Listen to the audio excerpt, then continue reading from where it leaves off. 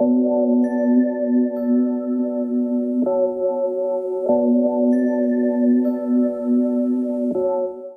alaikum, Lions. Welcome to episode 3, Over the Counter of the Beyond the Broadcast podcast. Over here we have, joining me, our amazing guest, Sister Aeliya, a mother, teacher, pharmacist, and also, most importantly, a role model for all of us. Thank you so much. Assalamu alaikum, Zahra. So nice to be with you today. Alhamdulillah, you too. Okay, so starting off, can you tell us about your career and journey? Like, what got you into pharmacy, and were there any other careers you had in mind? That's a really good question, and I think what's really interesting for me, given your age group, is that I actually started becoming more interested in biology in the medical field in high school. I was really inspired by my biology teacher in 9th grade. Her name was Mrs. Baines, and she made biology very understandable and a lot of fun. And you know the project I had where you guys drew the cell? Yeah. That actually came from her. She had us do the exact same assignment. So then I took dual credit biology my senior year of high school, and so my teacher was at the school and she taught AP and dual credit, and then we got to take the lab at the university. And that was when I realized that this is what I want to pursue for my bachelor's degree. And at the same time, I took a class called Health Science Technology, and the club that was affiliated with that was HOSA, which I'm really excited that you guys now, mashallah, have a HOSA chapter at Al-Hadi. So Health Science Technology 1 and 2 gave me an introduction to medical terminology, to basic disease states in chronic care and acute care.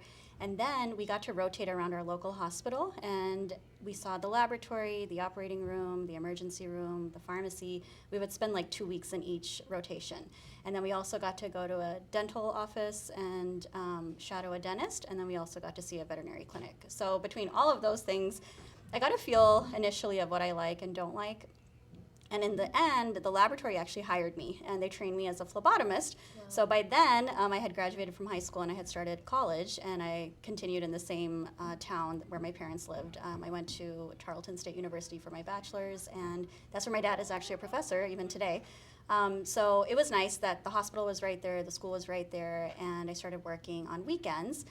And through that, I was able to narrow down that I really like clinical care, but I wanted something that would also be family friendly and maybe take a little bit less training than medicine. And that was when I discovered clinical pharmacy. So once I learned about that, I found out that what the prerequisites were, they were very similar to pre-med and pre-dent. And so I was on the right track anyway. And so I completed that, and then I applied for various graduate schools, and alhamdulillah, I got into University of Houston College of Pharmacy, and that's where I went. MashaAllah. So it was like, your journey was like set out. Were there any like hurdles you faced?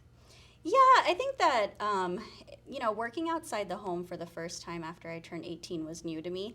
Up until then, the focus was solely on academics in my parents' home. We didn't even play that many sports. Like, my sister played volleyball in middle school, but we really, their focus was get in the highest GPA you can into as many academic, programs that are like honor societies and HOSA, for example. I was a treasurer for our group.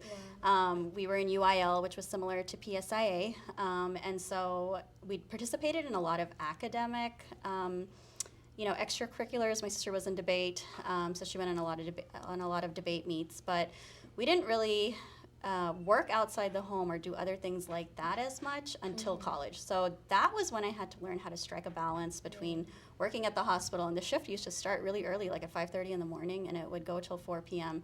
And doing that on the weekend and then being in classes all week long was pretty challenging. So at one point I did cut down on working, and I just focused on my academics and maintaining the scholarship program that I was in, and I was in the honors program for the university. So my parents really guided me at that time, that you have to learn how to prioritize, and you have to learn how to manage your time, and then you have to know like what's more important at that particular time in your life.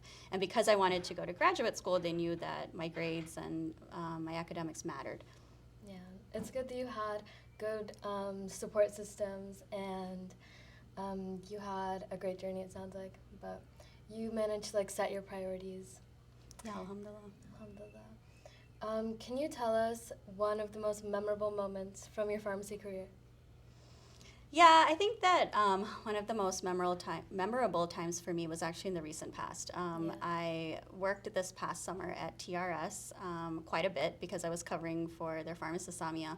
Her family is from England, so she had gone to visit them. And it was really rewarding to be back in the pharmacy space, and that too within the community and within our own, Shia leadership are the ones that have established that clinic and that pharmacy. And it has been very rewarding to see that, alhamdulillah, they have started this from the ground up and that they are successfully running it, that they are serving a population that really a lot of times falls through the cracks because the majority of the patients that are seen in the clinic side are uninsured. So they neither qualify for federal aid. So if you're older, above a certain age, or if you are below a certain income level, you do get federal or state care in the form of Medicare or Medicaid. But if you fall into like this category where you don't have enough money to have health insurance, but you have too much money to qualify for Medicaid, then when something happens to you, you get stuck, right? You can't even afford to go to the emergency room and get care. And these chronic conditions, they just keep getting worse and worse. And so what TRS is doing is it's helping an oppressed group of people that are oppressed by the system, because unfortunately we don't have universal health care, right? And they are finding those patients and they are helping them. And then with the pharmacy, the nice part is that the pharmacy does take all the insurances, and so people like me can use it as a community pharmacy, and they provide an extra level of care. So we actually over there would fill the prescriptions, but then we'd also have it delivered to the home same day or by the next day, and that's offered free of cost for those patients. So that is honestly what motivates me even as a customer to utilize their pharmacy, because I know that not only am I going to get excellent care, but I'm also going to have the convenience and the access. And someone is taking extra time to look at my prescriptions over there because they have the volume that allows for the pharmacist to give that extra time and attention. So I found it extremely rewarding, alhamdulillah. That's really cool. It's amazing what they're doing. It sounds great. Can you tell us, do you have any quick advice for any young girls or boys who are looking to go into medicine or are in high school right now? That's a really great question. I think that what I already told you about my high school experiences and getting to actually go and shadow as much as possible, it really does give you an idea of what you're comfortable with pursuing and what type of healthcare you enjoy. There are a lot of different fields you can specialize in. So it's not just medical school, right? You also have the option of going and becoming a physical therapist. That's a 3-year doctoral program post-graduation. So you would do your bachelor's and then you would do 3 years of PT school, and then you would get to work in that field.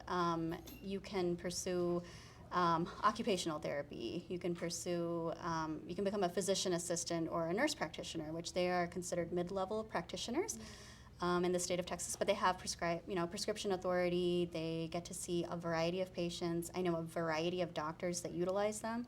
So even like my uncle, Dr. Jaffar, he's a big proponent of his, he had a really good PA that he would always talk about, how much she did to help him. And so you can go to a variety of specialties if you choose that. And I wouldn't be afraid to go and shadow these professionals. Like, you're not bothering them when you're doing that, right? Part of being a healthcare provider is being an educator, and we know that we have to educate the next generation so that when we age and we're ready for retirement, the next batch is ready to go. Yeah, and alhamdulillah, we have so many amazing role models like within our community, and now especially with the start of HOSA, we get to see so many guests like you who come and talk to the people, the kids, and I know there are people interested in going into a lot of different medical fields, so it's really nice. Thank you for the advice. Of course, it's my pleasure. Okay, and with that, we're going to transition into our first ad break, so we'll see you in a sec. Pakistan नहीं जा सकते ICC के लिए कोई बात नहीं हमारे Al-Hadi cricket ground में कभी भी cricket खेलने आ जाए. Now we have some quick little trivia questions. I'm a little scared, but Don't be scared. I'll do my best. Okay, we'll be fine. Okay, 3, 2, 1. Common name for ibuprofen. Advil? Yeah. Okay. Okay, what is the most common medicine sold in the world? Acetaminophen? Tylenol? Aspirin.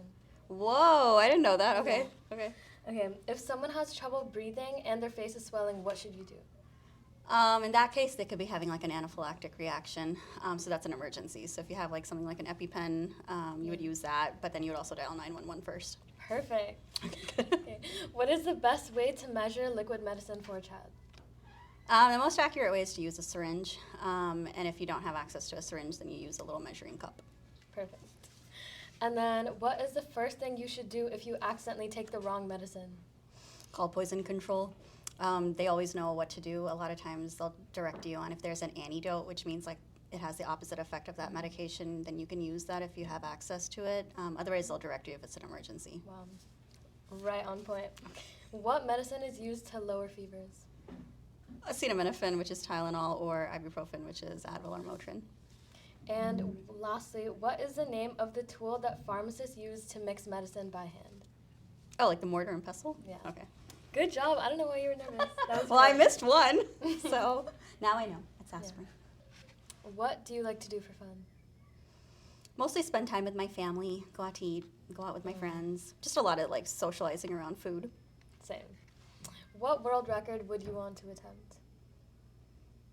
I don't really know because I'm not that athletic at all, so I don't really have one.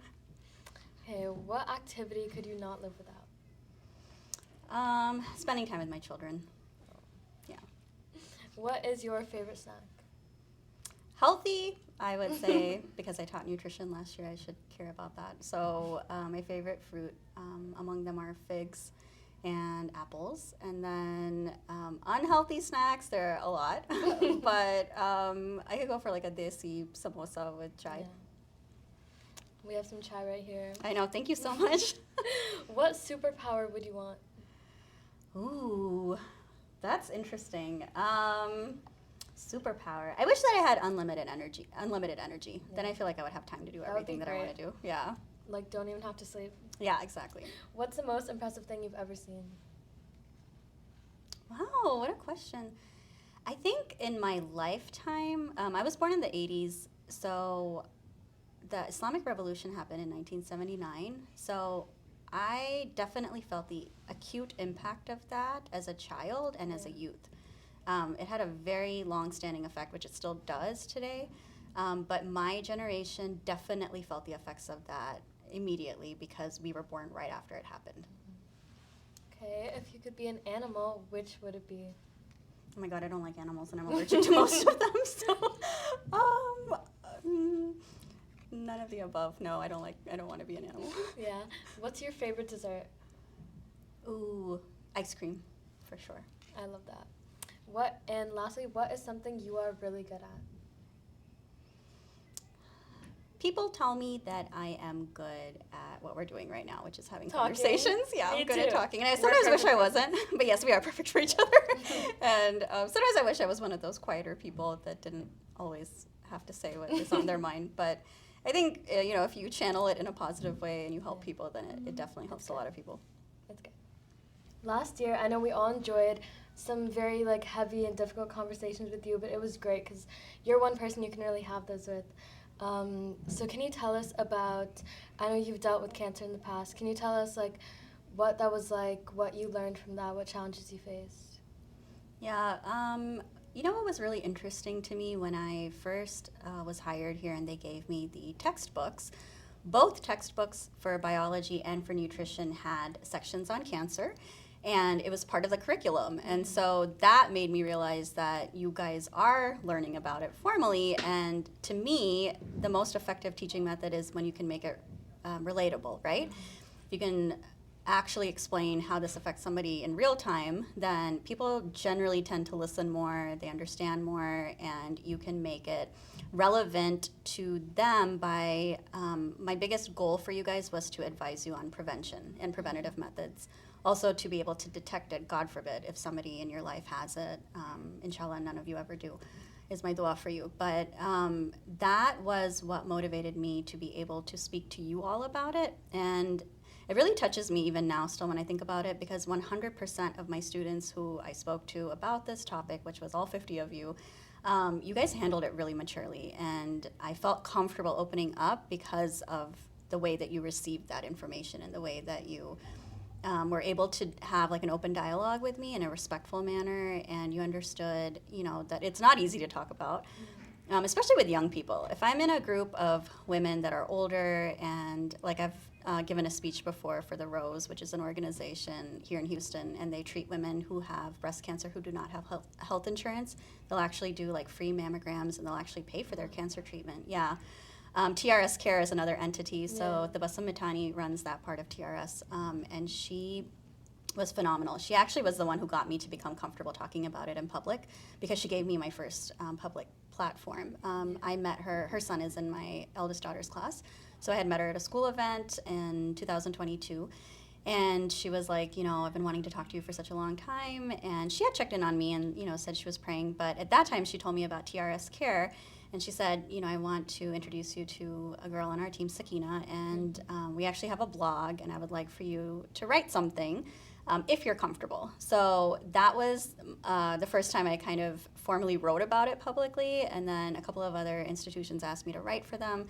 And most recently, actually, MD Anderson reached out and said that they're doing a study on their patients that are Asian American, and they want to get the perspective of people that have gone through this in a certain age group who fit under this ethnicity.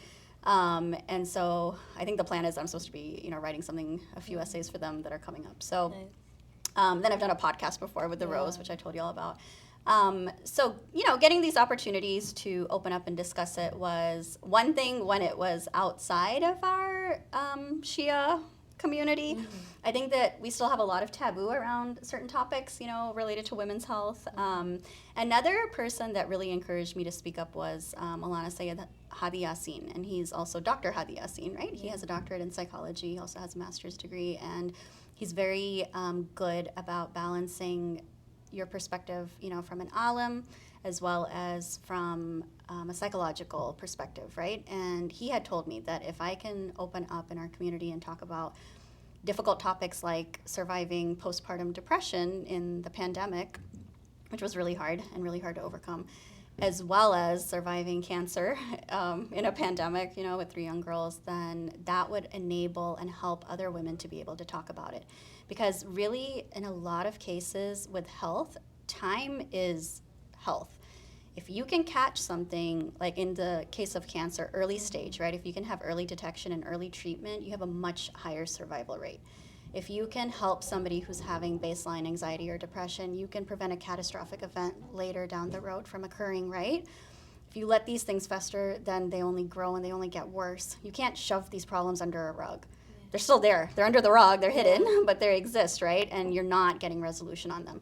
So that is the reason I feel comfortable talking about it, to the extent that I also kind of look to see who my audience is. And in this case, we have you 3, like Vanya and Zahra Batul here, and Sister Malik. And so, of course, y'all are all women. So I would have a different conversation if it was just women versus, if it's a mixed audience or a younger audience. So keeping that in mind, I will share that some of the hardships came with the treatment. Cancer treatment is intense, regardless of what you need. So I needed surgery and radiation therapy, and then I take a hormone blocker still. And that's supposed to continue for 5 to 10 years, depending on what they decide at the 5-year mark. So I was diagnosed in 2021. So alhamdulillah, it's been 3 years now, and I'm on a good path. I go for my checkups. If I have to get scans, I get scanned. But otherwise, I have overcome a lot of things, alhamdulillah, and lead a fairly normal life, quote unquote normal. And for the conversations, I feel like you bring out the maturity in people. Like, mashallah, you're a very good speaker, and you're very strong, and really a role model. Thank you so much. That means a lot to me. Of course. And can you talk more about which support systems helped you through your recovery? I know you talked about, your family and Molana doctor. Yes. Yes, these were really critical. So number one, faith. Our iman is what really carries us through every single thing in our life, right? It's the guiding light. It is the path that, luckily for us, we're extremely blessed that we have that in our lives, alhamdulillah. And it was really interesting, actually. Every time, even now that I go for a visit, they make you fill out this form. And it's trying to assess if you have any needs from the social worker. And one of the things that they ask every single visit is, do you require a chaplain visit? Do you want to speak to a chaplain, which is, a Christian, not necessarily a preacher, but someone who is, well-versed in Christianity, who can guide you and help you, support you religiously. So thankfully, I didn't need that because we had, and it's to my dad's credit, honestly. He was the one who signed me up to do counseling with Sayyid Hadi when I had postpartum depression, and he also signed me up when I had cancer. My dad is very academic in his thinking, and he's, it made me laugh actually because I was sitting there 48 hours after I had been diagnosed and talking to him. And he was like, what are you thinking about? And I told him that I'm not sure how to process this, because in the beginning you don't know what stage you are. You just know that you have it, and then it takes some time to get into the institution and get further testing done, and then they tell you what your staging is and how they're going to treat it. So he had a very academic approach. He brought me a book, and he was like, it's called Death and Dying. I'm like, Baba, I don't want to read this book right now. And he was like, you should. You need to be thinking, because you realize we're all on borrowed time. Every single one of us in this world is on borrowed time. This is inevitable for every single person, so we need to think about this, and this is just a reminder, and inshallah, you won't have to think about this right now. This will be a hurdle that you overcome, but God forbid if for some reason, your timer is going off a little, more quickly than you want it to, then you need to be prepared. And that was also why he signed me up with Dr. Yasin, because he was like, I know you need an intellectual approach to this, right? You want to talk to somebody who is going to logically explain things to you, who will be a good teacher. And I think one of the best parts about Maulana Hadi Yasin is also that he doesn't dismiss emotions, and that he's very respectful of the emotional toll that it has. And he's able to do a lot of really good cognitive reframing, help you think of things in a positive way, help you understand Allah subhanahu wa ta'ala through a positive light, right? He's not the type of alim that makes you think of Allah as a punisher. Yeah. It's more of that he's a nurturer, he's a Rabb, he loves you, and he loves your children. And he had given me this hadith that we always hear, that one that Allah subhanahu wa ta'ala loves us 70 times more than our mother, right? Mm-hmm. But there's another one that Allah subhanahu wa ta'ala created love in 100 parts, and he kept 99% for himself. He kept 99 parts of that for himself. And then he sent one part to earth. And then out of that one part, the mother has 99% for the child, and the rest of the world has 1%. So he's like, you love your children so much that the hardest part about this is you're afraid for your children. But do you understand how much Allah subhanahu wa ta'ala loves your children and loves you and loves all of us? So in that love, it's coupled with mercy. So there's nothing to fear, because he will provide, and he will provide that love and mercy for them whether you are present or you're not. MashaAllah, that's beautiful. And we're really so blessed to have so many amazing alims in our community that can help us at any point. I agree. And we need to tap into that as a resource more often. Sure. I think that, that is something that we should do. Yeah. And then going back to hadith and Islamic parts that helped you through your recovery, do you have a specific hadith or ayah of the Quran that helped you? So I brought it to show you because it was such a beautiful gift.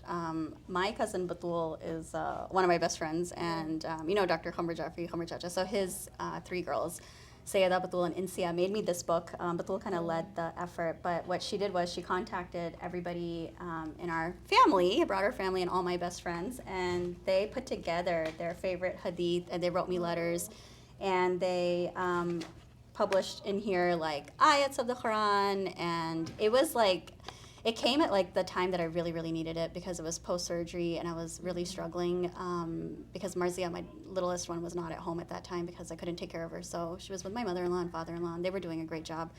But I was really missing her, and then, I was having a lot of acute pain at that time. So it was Eid al-Adha, and so she gave me this as an Eid gift. So this has, and on the cover it says, "Verily with hardship comes ease." So it starts with that ayat, and then, there's one here from Imam Ali al-Islam. "Oh Allah, when I lose my hopes and plans, help me remember that your love is greater than my disappointments, and your plans for my life are better than my dreams." And, from my puppy, "Only in the remembrance of Allah can the heart find peace, can the heart find satisfaction." A lot of du'as were in here. Some people just wrote, a one-liner, and it made a really big difference. And then, from Bibi Zainab, "I saw nothing but beauty.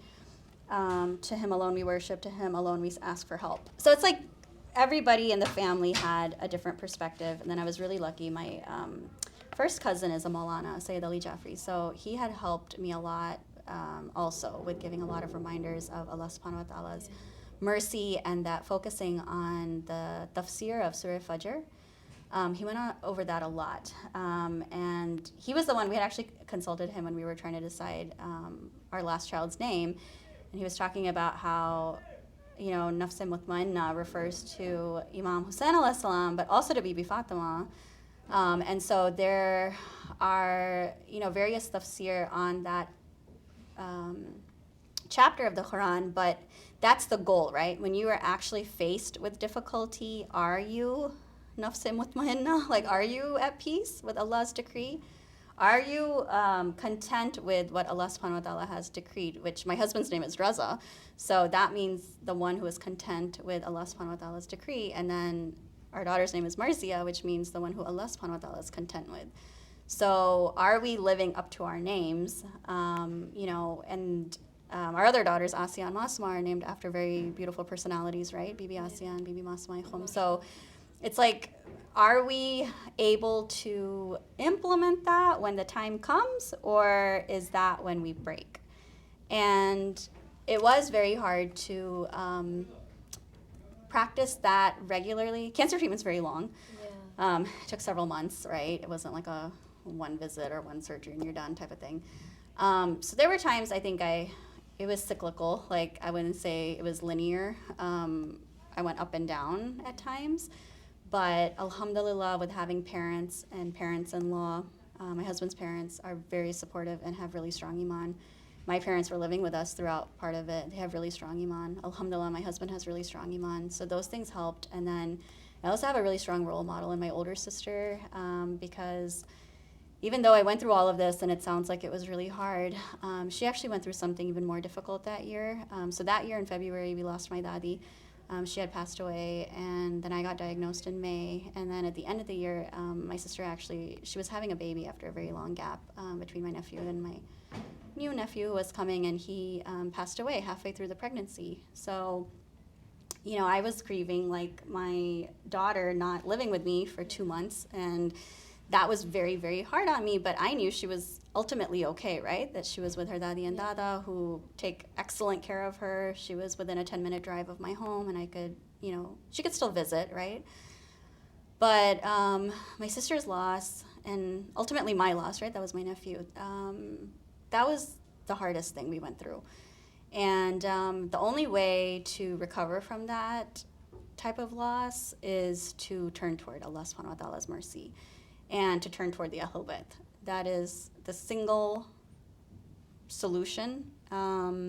It's such a profound loss, right, to lose a family member. So, and I think with like losing an elderly person in the family, it has like a natural feel to, that's the course of life. And alhamdulillah, my dadi, mashallah, lived in her 90s, and she had a beautiful life. She was an amazing person. And, losing my nephew was a different kind of, tragic loss. And so, I think that, what we do as a family is everybody like kind of tries to go for ziyarat whenever they can. This last year, me and my mom and my sister went for Arbaeen together. And like, since all of this has happened, we've tried to go to Karbala like several times. They also went to Umrah last year. My parents also went to Iran. My little sister also went to Iran. So we just try, to do what we can to connect with our Ahl Bayt. And if you can't go for ziyarat, then of course you do ziyarat from wherever you are, right? And ziyarat-e-Ashura is very powerful too. The 40-day recitation of ziyarat-e-Ashura is something that we've all tried to utilize. But then also getting help, getting a therapist, getting life coaching, talking to a psychologist, telling your doctor if you need help. These things have so much value in them, and I think that sometimes people affiliate anxiety or depression with a weakness in your faith, and that's not fair or accurate, and we need to stop doing that. We need to stop telling people that, because that stops people from getting the help that they need. And then, eventually, like, no one's saying you have to, as a pharmacist, I'm not pushing those medications, right? Like, eventually, we want to deprescribe if we can. We want to lower and limit the dosing as much as possible to mitigate side effects. Like, I don't want a person to be overly medicated if they don't have to be. And you also have to know, like, who to share your problems with, and it's private, right? It's of a private nature. There are a lot of things that you don't share publicly. but not getting any help and thinking that it's just going to eventually go away on its own is not the case. These topics are so taboo, especially within our community, but like it's really important. And that's like one of the reasons I'm so glad to have you, because you make these topics normal and you're like able to have these conversations. Thank you. I think that part of that, though, is that it's easier to talk about now that I'm on the other side of it. Yeah. While I was going through it, if you had asked me It's to a have lot more this, I difficult. would not have been able to probably do that. And I also wouldn't have been able to sit here and confidently tell you that there's light at the end of the tunnel. Don't be afraid. You know, it's going to be okay, because sometimes it's not okay. I did lose a couple of girls that I knew who had cancer at the same time I did. They lost their lives. And so you don't get to tell somebody automatically that, you know, well, it's not a big deal, like you'll be fine. And you don't know that, right? You don't know if somebody is going to be fine. And that's, I guess, what we're saying, right? That if you can give somebody their strength while they're going through it and hold their hand, at least to help them, then that's the least you can do. And don't stop them from getting help. And our people in our culture sometimes do that, right? Yeah. And so that's why, like how you're saying, like make it more normal to ask for help and say that it's okay, that if you are in a dark place, inshallah, you know, you will. I'm going to hold your hand with you and push you into getting yourself out of that situation, inshallah, and not hold you back from that. Okay. Thank you so much. That was a beautiful answer. And then last question for this segment. How has your perspective and how have your priorities shifted post like recovery?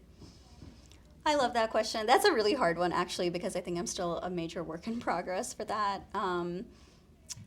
In a way, I think that even before all of this happened, I was trying to figure out, I know we're going to talk about career, and we've talked about it a little bit already, but we'll talk more about motherhood in the next part. But I think that it just makes me appreciate a lot more of the mundane in my life, like the everyday with the kids. I used to cry and say, like, I want normal problems. Like, I want normal parent problems. You know, like, I want to yell at my kids because they've messed up my house, like, within an hour of it being clean. You know, those are, like, normal problems that parents deal with, and it's just part of having kids in the house, right? And getting to spend time with them and being burnt out from, you know, you spent a whole day at the zoo and now you're tired. You know, that's the kind of stuff that I want to experience again. And sometimes, like, you have to have these blessings taken away temporarily in order to appreciate them. So I do try to remember that when I'm feeling frustrated. I try to have, like, that mindset shift that say alhamdulillah, you know, for being tired, if you were able to have, like, a pleasant, safe day with the people that you love. And then also, like, you know, when you're with people, try to enjoy quality time with them, right? It's not about quantity. It's not just about, like, okay, as a stay-at-home mom, when I was a stay-at-home mom, that I'm just with them 24/7, so that means I'm a better mother than if I was a working mom who actually was spending more quality time with my children and connecting with them better, right? One doesn't equal the other, if that makes sense. So trying to make sure that when I am with people, I do maximize that connection and quality when I can. More recently, I think I don't know if it's like the age also that I'm, you know, the phase of life that I'm in, or the age of the women that I'm friends with, but we're all starting to kind of be more okay with, like, going on trips together, you know, spending quality time. A lot of my friends, you know, their kids go to Al-Hadi, or they're just, you know, around the same age that I am. So I think we've realized that it's okay to say, like, I need to prioritize some self-care. And self-care is, like, everybody wants to use that word, right? Because it gets us out of sometimes doing things we should be doing. You're like, no, I am practicing self-care. Like, this is radical self-acceptance. Like, I don't want to do that, so I'm not going to do it. That's not what it is. It's not shirking your responsibilities, but creating balance. And the same thing with my husband. Like, we have reached a point in our marriage where it's okay to say, I want to go on a trip with your respective, you know, friends of the same gender, and that's completely normal. That's okay. That doesn't make you bad. It doesn't make you bad to, like, Maulana Hadi Yasin had actually told us that, like, you should carve out a little bit of me time every week. Like, you can't always serve others, and his job is 6 days a week where he is taking care of everybody else's needs, right? And then he's a father, and he comes home and he is a very involved dad. And then for me, whether I was working as a pharmacist or a teacher, those are both, in the service of others, right? So it takes a toll. You know that your mom is a teacher, so you know that it takes a lot to do those things. And at some point, you have to say that I need to do things that will also allow me to be my best self. If you take a little break, it's like a reset button. If you exercise, then that will only benefit your physical and mental health, right? Which in turn will benefit your children.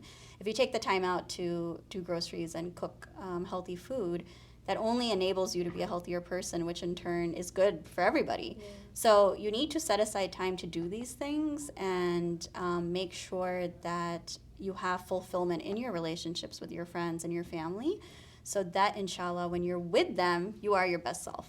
Yeah, thank you so much. That was an amazing answer, and mashallah, you've been so well spoken.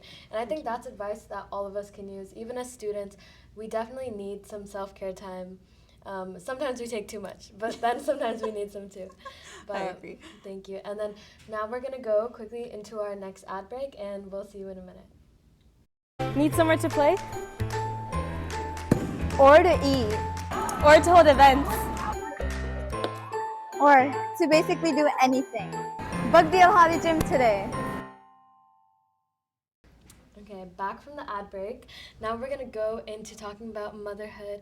I know you're an amazing mother, mashallah. I've seen your kids. So well-mannered. They're so cute, all three of them going to the school. Mashallah.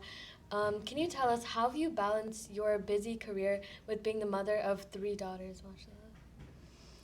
I would say that is also still a work in progress. I do know that it is very hard to do both. You can't be in 2 places at the same time, which is what I quickly realized after I had my first daughter. And it did force me to really reconsider what my priorities were at each phase of motherhood, because there's a difference, right, between your first child and then the experience you gain with that by the time you have your second one. By the time you have your third one, and then the balance is a little bit off during different parts. And it also was affected by my husband's career. When Raza was developing his business, that really did require a lot of time and attention and investment. And so I had to kind of balance that. Plus I had student loans that I was trying to pay off. And so, we were just trying to keep a balance on everything. And I would say, so I graduated from pharmacy school 14 years ago, and Asia is 13. Masma is almost 9, and Marzia is 4.5. So over the last 13 years, I have been a stay-at-home mom for 2 full years, and then I have been a full-time working mom for only 3 of those years. For 10 years, I was either part-time working or I completely stayed at home for a couple of years in the middle. And that honestly has been the best balance for me. That's what I feel comfortable handling.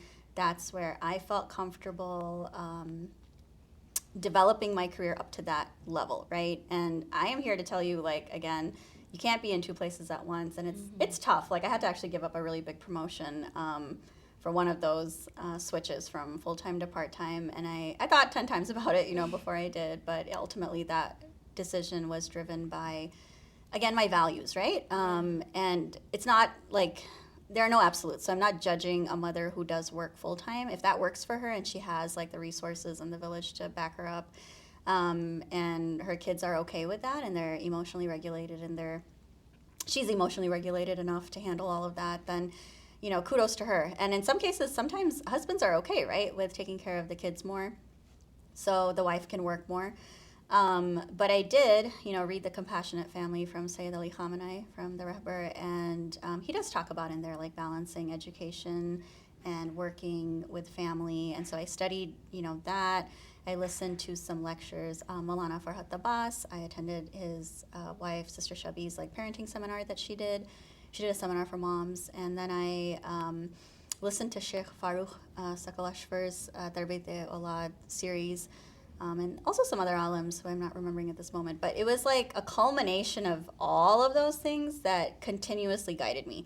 So I didn't listen to them all up front, right? Some of these things didn't even happen, or I didn't even know about until I had already had 2 kids. Mm-hmm. But ultimately I used that as my guide.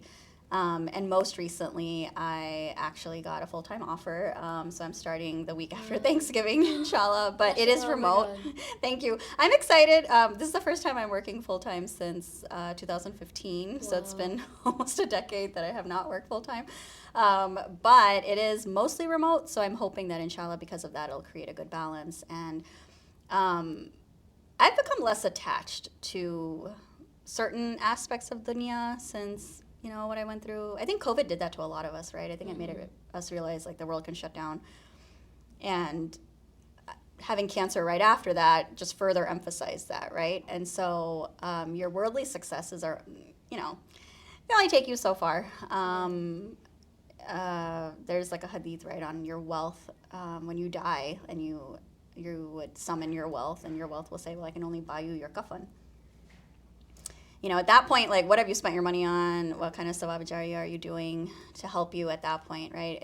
It's limited. So the reason I say that is because, like, for example, I had one interview where the job was, like, lasting till, it was starting a little bit later, but it was, like, until 6 p.m., and I thought, like, really long and hard about that. And I was like, oh my gosh, if I get that offer, that's really going to cut into my time with my children, right? And that's the time that I value. I really value, like, that after school time with them. And I don't want to interfere with that to that level on a regular basis. So, alhamdulillah, this one is a lot more reasonable. And so I hope and pray that it turns out to be fulfilling, and inshallah. that checks the boxes, inshallah. I think it's great to have that detachment, like especially detaching your value from your working life.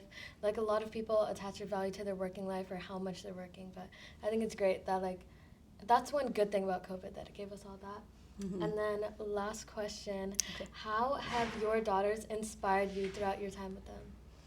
Oh, they all have really unique personalities, and I think one of the biggest benefits of parenting and being a mom is that it forces you to analyze yourself, and you suddenly realize you have a lot of vices and you need to work on them. So they have taught me to be patient. They have taught me what it means to be resilient. They were extremely resilient during COVID and when I was sick. They were really patient with me, and honestly, I remember that sometimes when I'm getting impatient with them or when I'm wanting something from them and they're kind of ignoring me sometimes, which happens with all the kids, I think, which I realized last year when I was teaching. I was like, this kind of reminds me a lot of parenting, like saying something and everybody's kind of like doing their own thing. So, but, it did, I remember that when I have expectations of them, I'm like, and all three of my girls are extremely full of gratitude. They're very grateful. Like, they'll thank me for every little thing. Alhamdulillah, that's one of their best qualities. I get thanked for pretty much anything and everything I put any effort into, which encourages me to do more, right? It's like that positivity breeds more positivity. And they do that to me, and as an adult, I feel so touched by their gratitude. It makes me want to do more. And that's Allah subhanahu wa ta'ala tells us that in the Quran, that if you are grateful to me, I will give you more. And one thing that I'd like to conclude with is that that nature of Allah subhanahu wa ta'ala, that He's the Rabb, right? He's the nurturer. That is very visible in parents, in the mother, in the father. So the same way that your parents respond to you when you are grateful to them and respectful to them, you can kind of gauge like how Allah subhanahu wa ta'ala feels about us when we are like that toward Him and His laws and His expectations of us. So I think that, inshallah, we can use that to remind ourselves to do the right thing. For sure, inshallah. Thank you so much. Thank you, Sister Aeliya, and thank you all for joining us on this episode of Beyond the Broadcast. Thank you. Thank you.